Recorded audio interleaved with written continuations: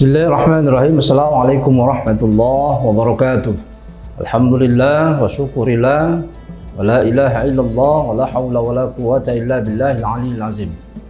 Wa sallallahu ala nabiyyina Muhammad sallallahu alaihi wasallam wa ala alihi wa sahbihi wa tabi'in wa tabi'ut tabi'in wal ulama'il muttaqin. Hadirin yang dirahmati Allah Subhanahu wa taala, menyambung dari cerita yang kemarin bahwa di dalam bulan suci Ramadan pernah terjadi suatu perperangan di masa Rasulullah Sallallahu Alaihi Wasallam. Pada saat itu umat Islam dalam kondisi berpuasa di bulan Ramadan. Nah, ada 3 yang sudah disampaikan terdahulu. Yang pertama adalah perang Badar di tanggal 17 Ramadan tahun kedua Hijriah. Kemudian yang kedua adalah perang Khandaq di dalam tahun 5 Hijriah.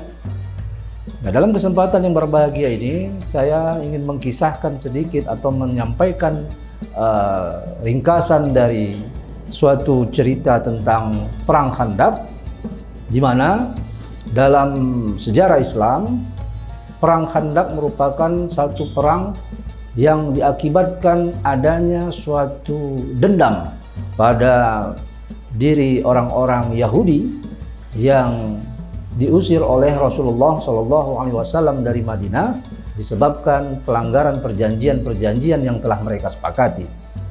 Nah, pada suatu ketika para tokoh-tokoh Yahudi tersebut ingin menyerang kembali, membalaskan dendam tersebut, tetapi mereka sadar andaikan mereka melakukan itu maka akan mengalami suatu kekalahan pada kelompok mereka.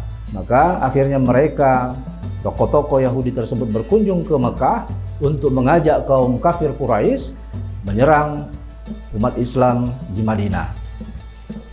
Nah, kemudian informasi ini didengar oleh Rasulullah SAW bahwa tepatnya pada saat itu terjadi di akhir bulan Ramadan.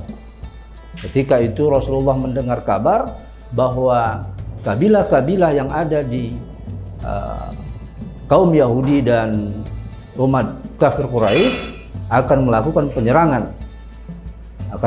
penyerangan ke Madinah untuk merebut kembali kekuasaan dari tangan umat Islam. Hadirin jemaah Suara Pakar yang dirahmati Allah. Kemudian Allah Subhanahu wa taala di dalam surah An-Nisa ayat 51 menurunkan satu ayat kepada Nabi Muhammad SAW mengenai perang Khandaq ini. Apa yang dikatakan Allah Subhanahu wa taala? A'udzubillahi minasyaitonirrajim. Bismillahirrahmanirrahim. Alam tara ilal ladzina utu nasiban minal kitab. Bahwa Allah di situ memberikan suatu sinyal kepada Rasulullah, apakah engkau tidak melihat? Alam tara ilal ladzina utu nasiban minal kitab, dari orang-orang yang telah diberikan kitab kepada mereka. Maka yu'minuna bil jibti wat taghut, mereka hanya atau tetap menyembah kepada jibti dan taghut. Apa itu jibti dan taghut? Itulah berhala-berhala yang mereka sembah pada waktu itu. Nah, kemudian Allah Subhanahu wa taala mengingatkan lagi kepada Rasulullah bahwa mereka akan menyerang ke Madinah dalam peperangan yang akhirnya nanti pada gilirannya dikenal dengan perang Khandaq. Hadirin jemaah Suara Pakar yang dirahmati Allah Subhanahu wa taala. Di dalam perang Khandaq sebenarnya Rasulullah pada saat itu mengumpulkan para sahabat. Para sahabat beliau kumpulkan untuk menanggapi reaksi yang akan terjadi oleh orang-orang musyrik Quraisy dan orang-orang Yahudi yang sakit hati dendam karena pengusiran Rasulullah terhadap pelanggaran janji yang mereka langgar. Nah, kemudian mereka akan melakukan penyerangan. Pada saat itu diprediksi penyerangan itu akan terjadi pada bulan Syawal. Karena di akhir Ramadan itulah Rasulullah mengumpulkan para sahabat untuk membicarakan strategi apa yang akan dilakukan dalam menghadapi peperangan tersebut. Nah, salah satu sahabat bernama Salman Al-Farisi waktu itu menyampaikan kepada Rasulullah bahwa idenya untuk membuat satu paret yang panjang dan dalam disetujui oleh para umat Islam dan Rasulullah sendiri waktu itu. Nah, maka pada dasarnya Khandak itu sendiri juga artinya adalah parit-parit. Maka perang Khandak itu dikenal dengan Khandak karena dia berperang dengan strategi adanya parit-parit dalam pintu masuk Madinah waktu itu.